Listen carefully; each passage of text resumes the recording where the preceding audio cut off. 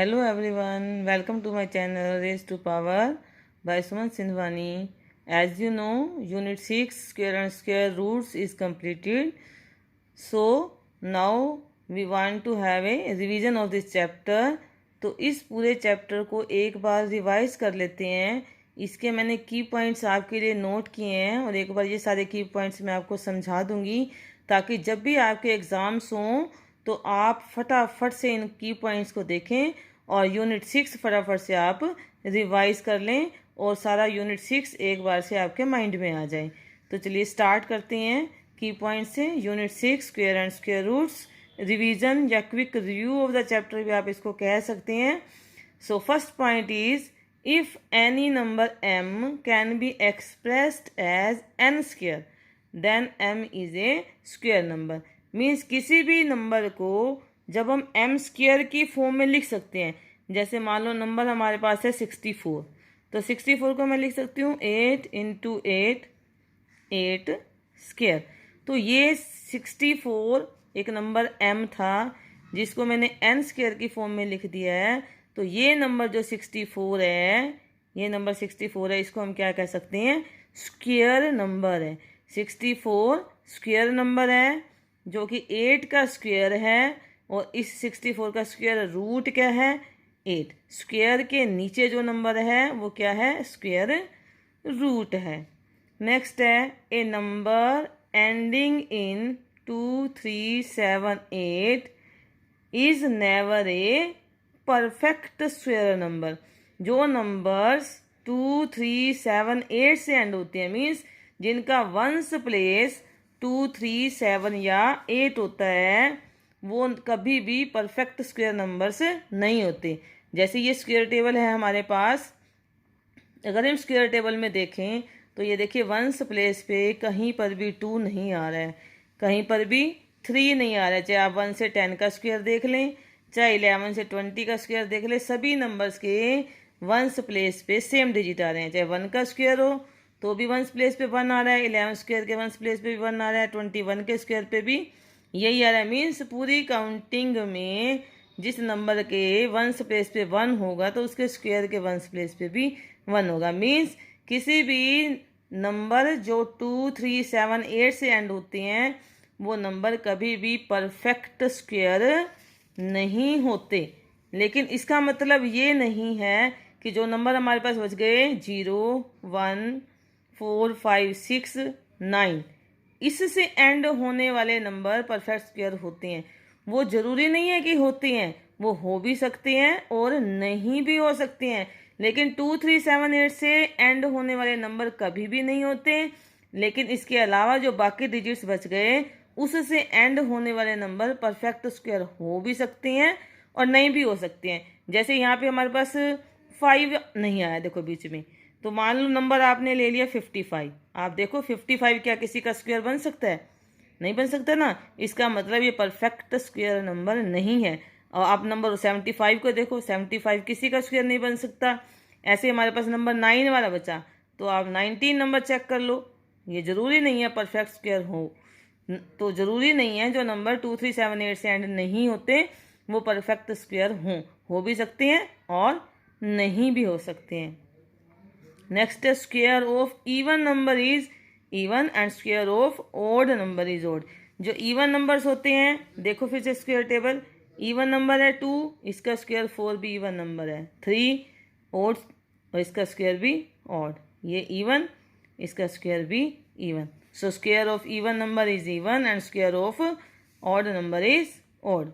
Some of first n odd natural numbers is n square. First n odd natural numbers means आपने जितने भी natural numbers लिखे हैं odd natural numbers लिखे, जैसे 1 + 3 + 5 + 7, आपने 1 2 3 4 नंबर्स लिखे हैं, तो इसका सम क्या होगा? 4 का स्क्वायर, दैट इज 16। इसी तरह से अगर आपने 5 नंबर्स लिख लिए, 1 + 3 + 5 + 7 + 9, तो इनका स्क्वायर क्या होगा? इनका सम क्या होगा? 5 स्क्वायर 25। ठीक है। तो नेक्स्ट है numbers ending in odd number of zeros is never a perfect square number. जो ओड नंबर ऑफ जीरो से नंबर एंड होते हैं, मीन्स अगर किसी नंबर के एंड में एक जीरो आ गई 10, या आपके पास 3 जीरोज़ आ गई 1000, ऐसे ही या 5 जीरोज़ वाला नंबर आ गया, या फिर से कोई 5 जीरोज़ वाला ये नंबर आ गया, मान लो कोई भी नंबर आपके पास आ गया जो 1 जीरो से, 3 जीरो से या 5 जीरो से, means odd number of zero से एंड हो रहा है, तो वो नंबर कभी भी परफेक्ट स्क्वायर नहीं होता। लेकिन इसका मतलब फिर से ये नहीं है कि अगर इवन नंबर ऑफ जीरोज़ आ जाएं तो वो नंबर परफेक्ट स्क्वायर होगा। वो हो भी सकता है और नहीं भी हो सकता, लेकिन ओड नंबर ऑफ जीरोज़ वाले नंबर कभी भी परफेक्ट स्क्वायर नंबर्स नहीं होते। नेक्स्ट है 2n numbers lie between the squares of 2 consecutive numbers. कोई दो लगातार नंबर्स हों, जैसे मान लो 20 और 21, तो इन दोनों के स्क्वायर्स के बीच में, 20 और 21 के स्क्वायर्स के बीच में दो कॉन्जिक्यूटिव नंबर हैं, तो उनके स्क्वायर्स के बीच में हमेशा 2n नंबर्स होते हैं। 2n, और n कौन सा नंबर होगा? छोटे वाला नंबर होगा n, 2n। तो जैसे 20 का स्क्वायर है और 21 का स्क्वायर है, तो इसके बीच में नंबर क्या होंगे? छोटा नंबर जो 20 है उसका डबल, यानी 40 नंबर्स उसके बीच में होंगे। Next is members of Pythagorean triplet are 2m, m square minus 1, m square plus 1। किसी भी नंबर के लिए जो ग्रेटर देन 1 है, if m is greater than 1, then there are 3 numbers 2m, m square minus 1 और m स्क्वायर प्लस 1, और इन 3 numbers के triplet को हम पाइथागोरियन ट्रिपलेट कहते हैं। और ये वास्तव में राइट एंगल ट्रायंगल की 3 साइड्स की फॉर्मेशन होती है। Next one is there are 3 methods to find square root. Square root निकालने के हमारे पास 3 मेथड हैं। First is successive subtraction method, then prime factorization method, and third is division method. तो सक्सेसिव सब्ट्रैक्शन मेथड में हम क्या सब्ट्रैक्ट करते हैं? Regular continuous odd numbers 1, 3, 5, 7, 9, 11, 13, 17 and so on. तो सक्सेसिव सब्ट्रैक्शन मेथड में इन नंबर्स को सब्ट्रैक्ट करते जाते हैं और तब तक सब्ट्रैक्ट करते हैं जब तक हमारा नंबर 0 पर नहीं पहुंच जाता। और जितनी बार हम सब्ट्रैक्ट करते हैं उतना उस नंबर का स्क्वायर रूट होता है। Next is prime factorization method. Prime factorization जैसे कि नाम से आपको पता लग रहा है, इसमें हम प्राइम फैक्टराइजेशन करते हैं और पेयरिंग करते हैं, और पेयर में से एक एक नंबर ले लेते हैं तो उस नंबर का स्क्वायर रूट आ जाता है। और third one is division method. Division method में आपको याद होगा, हम डिवीजन मेथड में नंबर्स के पेयर बनाते हैं। मान लो 525 का स्क्वायर रूट निकालना है तो हम पहले इसकी पेयरिंग करेंगे, और पेयरिंग हमेशा कहाँ से स्टार्ट करते हैं? हम वंस प्लेस की साइड से। दूसरा नंबर 5 है, इसके साथ 0 लगाएं ना लगाएं कोई फर्क नहीं पड़ता, तो पहले पेयर बनाना जरूरी है। इसके बाद हम स्क्वायर रूट निकालते हैं नंबर का, और सिर्फ ध्यान ये देना है कि हमने जो पेयरिंग करनी है वो इसकी वंस प्लेस की तरफ से करनी है, और इस तरह से हम इसके पेयर बना के डिवीजन मेथड से स्क्वायर रूट निकालते हैं। और इसके बाद जो नेक्स्ट है, number of pairs equal to number of digits in square root.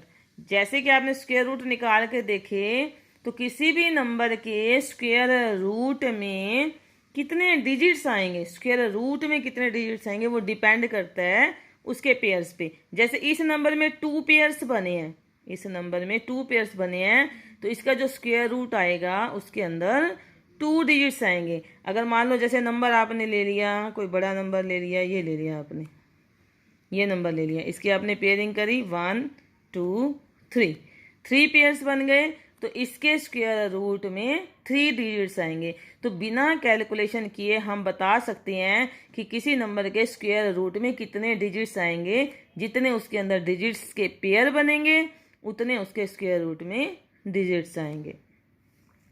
Now next है, अगर हमारे पास क्वेश्चन आता है व्हाट मस्ट बी मल्टीप्लाइड या what must be divided to get a perfect square number, तो उस सम को सॉल्व करने के लिए हमने प्राइम फैक्टराइजेशन मेथड ही लगाना होता है। व्हाट मस्ट बी मल्टीप्लाइड या व्हाट मस्ट बी डिवाइडेड का सम हो तो प्राइम फैक्टराइजेशन मेथड ही लगाना होता है। और पेयर में जो नंबर कंप्लीट नहीं होता, जैसे मान लो ये मैंने कोई भी ऐसे पेयरिंग लिख दी,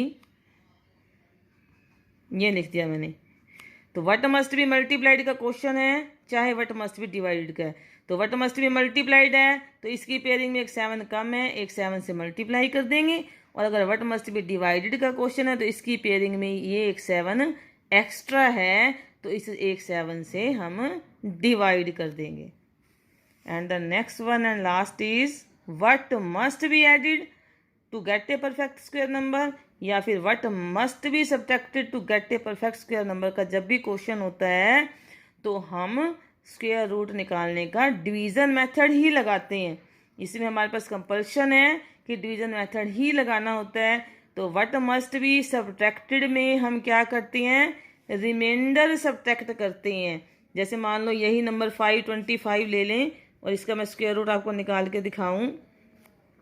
सबसे पहले हमने पेयरिंग करी, इसके बाद ये हमारे पास क्या है, 2 2 ज़ार 4, 5 - 4 1, 125। इसके बाद ये आपके पास आ गया 4, 42 2 ज़ार 84 एंड 43 3 ज़ार 129 नहीं जाएगा, सो दिस विल बी 42 2 ज़ार 84। ये तो व्हाट मस्ट बी अगर सब्ट्रैक्टेड का क्वेश्चन होता है तो ये जो रिमाइंडर होता है हम इस नंबर में से सब्ट्रैक्ट कर देते हैं। और अगर व्हाट मस्ट बी एडिड का क्वेश्चन है, व्हाट मस्ट बी एडिड के क्वेश्चन में नेक्स्ट नंबर का स्क्वायर बनेगा ये 23 का, तो 23 के स्क्वायर से ये नंबर जितना कम है, यानी कि 23 का square minus this number, that must be added.